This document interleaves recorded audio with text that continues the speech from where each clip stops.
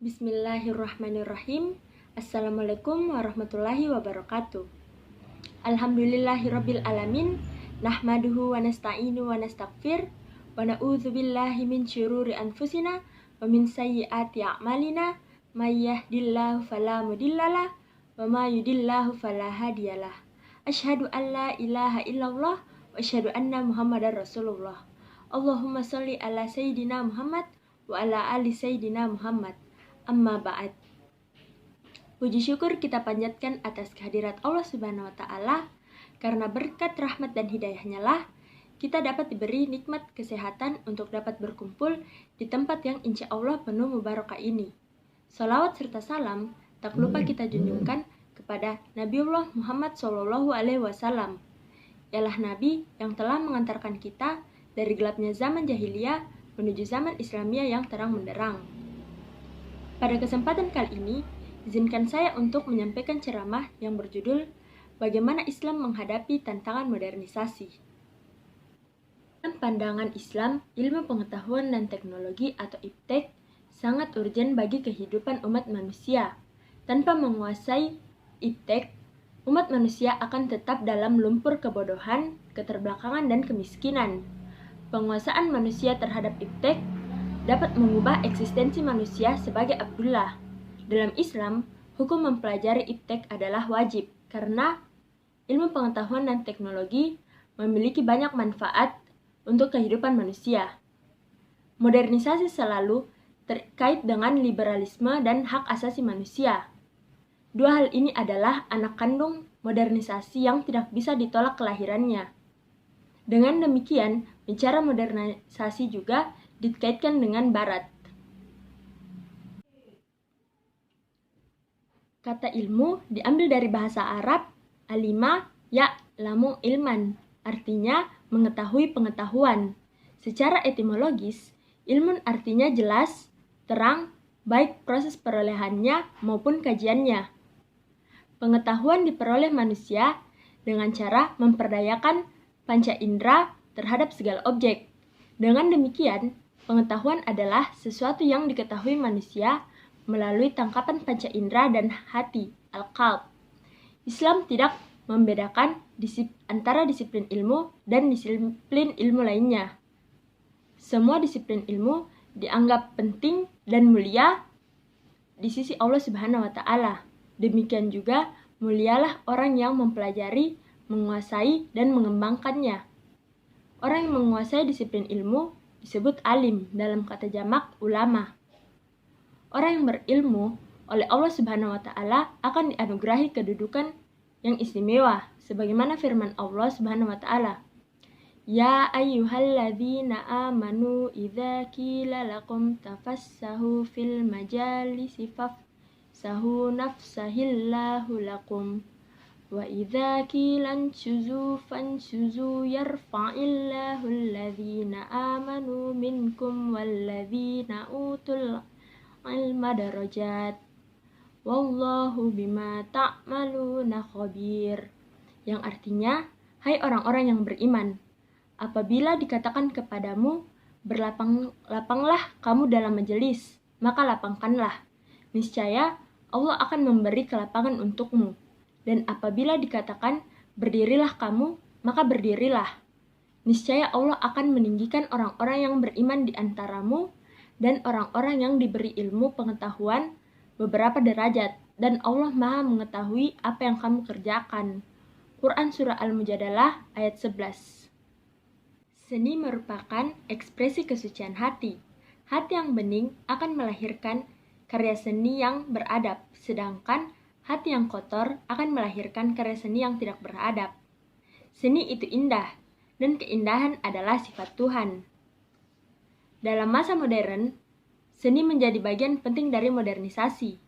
Dengan dukungan penuh, perangkat canggih, refleksi, dan produk kesenian menambah ruang-ruang keluarga dan masyarakat, termasuk ke dalam dunia pendidikan tinggi, dengan membawa berbagai nilai baru.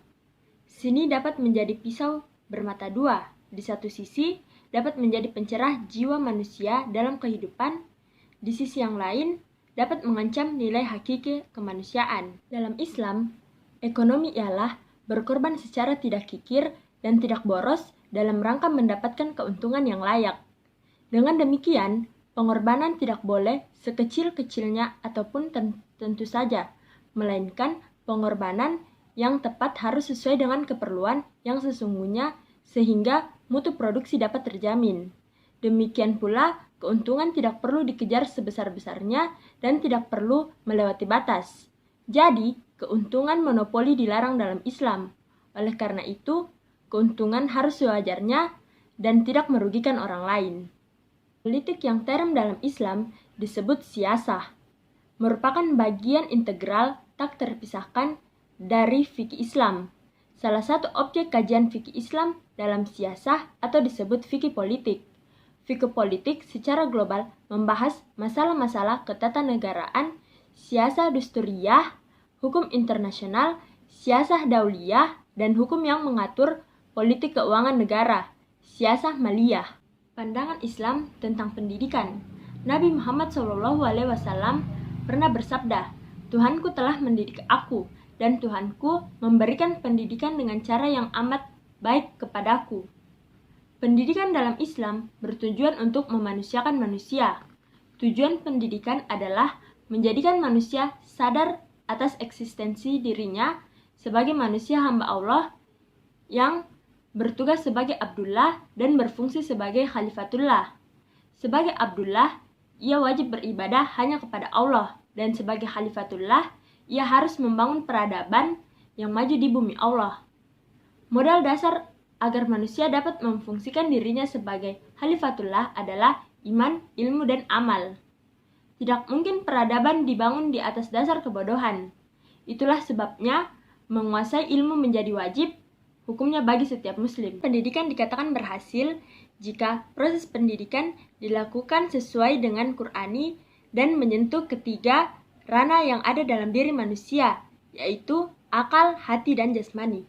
Tantangan Islam pada masa sekarang. Yang pertama, masuknya konsep liberal dalam pemikiran Islam.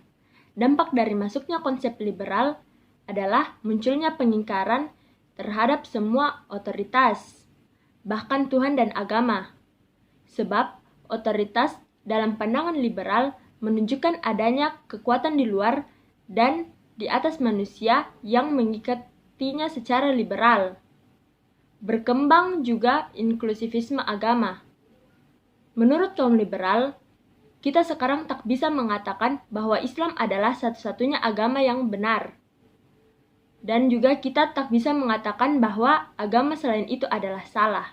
Bahwa ilmu-ilmu sosial menjadi patokan utama dalam dunia pendidikan. Masuknya ilmu-ilmu sosial dalam dunia pendidikan juga menjadi problematika sendiri, di mana dengan masuknya ilmu-ilmu tersebut semakin menyingkirkan ilmu-ilmu agama dalam dunia pendidikan. Ilmu-ilmu sosial yang sejak awal digunakan untuk memahami kondisi sosial suatu masyarakat pada akhirnya digunakan juga untuk membedah dan memahami suatu agama. Maka muncullah dengan ini ilmu-ilmu baru seperti sosiologi agama, psikologi agama, dan antropologi agama. Yang ketiga, kendala dalam memahami bahasa Arab. Muncul anggapan dalam masyarakat sekarang bahwasanya bahasa Arab tidak mengandung signifikansi lagi atau unexpected dan tidak profitable lagi. Hal ini disebabkan bahwa mereka memahami bahasa Arab bukanlah bahasa peradaban dan intelektual, melainkan hanya sebatas bahasa ritual atau agama, sehingga menjadikan masyarakat sekarang enggan untuk mendalami dan belajar bahasa Arab. Padahal, bila kita mengkaji lebih dalam, bahasa Arab memiliki peran yang sangat signifikan dalam gerakan intelektual. Solusi menyikapi tantangan di era ini. Yang pertama, Islamisasi ilmu pengetahuan. Islamisasi ilmu pengetahuan atau Islamization of Knowledge adalah gagasan yang diusung oleh beberapa intelektual muslim, yaitu Syekh Muhammad Naqib Al-Atas dan Ismail Raji Al-Faruqi. Menurut Al-Atas, pengetahuan Barat telah membawa kebingungan dalam dunia pemikiran. Barat juga telah mengangkat sesuatu masih dalam tahap keraguan dan dugaan ke derajat ilmiah dalam hal metodologi. Kebenaran dalam pandangan Barat tidak diformulasikan atas dasar pengetahuan, wahyu, dan keyakinan, melainkan atas tradisi budaya yang didukung oleh premis-premis filosofis yang didasarkan pada perenungan-perenungan. Letak diperlakukannya Islamisasi ilmu pengetahuan untuk menyingkirkan unsur-unsur peradaban dalam intelektual Barat yang telah mengkontaminasi alam pemikiran Islam. Islamisasi sendiri berarti membawa sesuatu ke dalam Islam atau membuatnya dan menjadikan Islam. Sedangkan Islamisasi ilmu pengetahuan menurut Al-Atas adalah melakukan aktivitas keilmuan dan menyebarluaskan menurut sudut pandang ilmu terhadap alam kehidupan manusia. Sedangkan dalam prosesnya, Islamisasi ilmu pengetahuan yang dirancang oleh Al-Atas mempunyai beberapa langkah, yaitu mengisolir unsur-unsur dan konsep-konsep kunci membentuk budaya dan peradaban Barat. Unsur-unsur tersebut adalah akal sebagai pembimbing kehidupan manusia, bersikap dualistik terhadap realitas dan kebenaran, menegaskan aspek eksistensi yang memproyeksi pandangan hidup sekuler, membela dokter humanisme, menjadikan drama dan tragedi sebagai unsur-unsur yang dominan dalam fitrah dan eksistensi manusia, memasukkan unsur-unsur Islam beserta konsep kunci dalam setiap bidang dari ilmu pengetahuan saat ini yang relevan.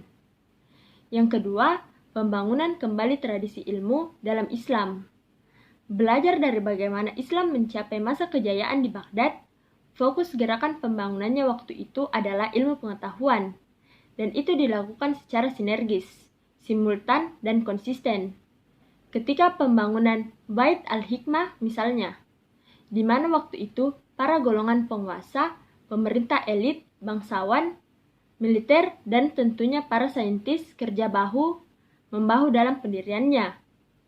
Dalam konteks umat Islam dewasa ini, yang pertama diperlukan adalah membangun tradisi keilmuan Islam yang serius, baik dalam bentuk pusat studi atau universitas Islam yang khas.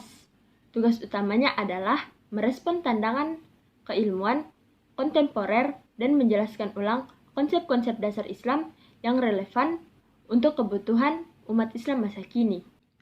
Sekian ceramah agama yang dapat saya sampaikan. Semoga dapat bermanfaat bagi kita semua dan dapat diaplikasikan dalam kehidupan sehari-hari. Kurang dan lebihnya mohon dimaafkan karena kesempurnaan datangnya dari Allah Subhanahu wa taala dan kekurangan datangnya dari diri saya sendiri. Akhirul kalam. Subhanakallahumma wa bihamdika asyhadu an la ilaha illa anta astaghfiruka wa atubu ilaih. Wassalamualaikum warahmatullahi wabarakatuh.